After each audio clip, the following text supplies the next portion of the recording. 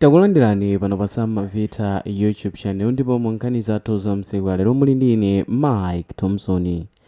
Ndipo nkhani yathu imene ndadza nayo msiku lero ndi yakuti monga tonse tikudziwa kuti lachitatu la pa 24 September ndi tsiku limene bungwe lija la Malawi Electoral Commission mosogozedwa ndi Annabel Ntalimanja yemwe ndi make chairperson adalengeza kunena kuti Profesa Arthur Peter Mutharika omwe amasogolera chipani chija chosusa cha Democratic Progressive Party kuti ndiwo awina masankho apa 16 September. Ndipo mu tsiku limeneli nthawi yake inali ili 8:30 madzulo ndipo malo ake anali ku BICC mu mzinda uja wa Lilongwe.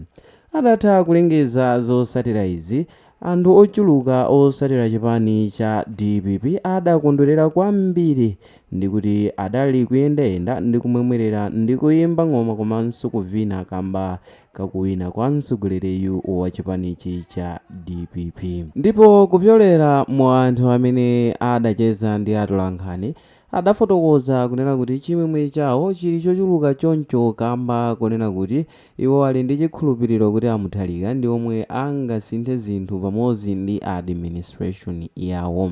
Ndipo iwo adafotokoza kunena kuti chisangalalo chawo chikutsatira kamba kakupambana kwa mtsogoleri kamba kunena kuti ali ndi chikhulupiriro kuti atumikira Amalawi bwino ndi boma lake kamba kuti boma limene lapita lidalephera kuchita moyenera. Ndipo adawonjezeranso kamba kuti ali ndi chikhulupiriro ndi manifesto yomwe chipani cha DPP chidafotokoza. Manifesto amene chipani cha DPP chidapereka ku mtundu wa Malawi gwero lawo lalikulu adalunjika kwa nkhani ya zimene Amalawi ochuluka akuvutika nazo kwambiri. Ndipo ichi ndi chimodzi mwa chifukwa chimene chidachititsa kunena kuti anthu akhale ndi chidwi komanso kukhulupirira kuti chipanichi chikwanisa kukwaniritsa zinthu zikamba kunena kuti icho chidalunjika kufotokozera momwe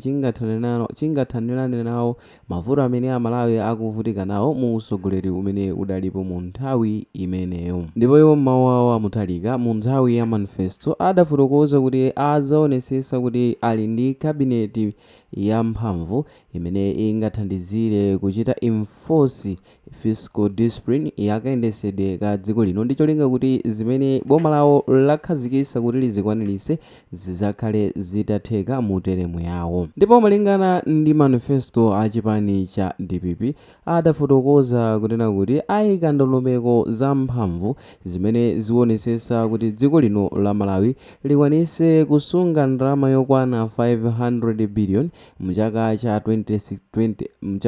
2026 komanso ndalama yokwana 700 billion mchaka cha 2027 komanso 1.5 trillion mchaka chilichonse kuyambira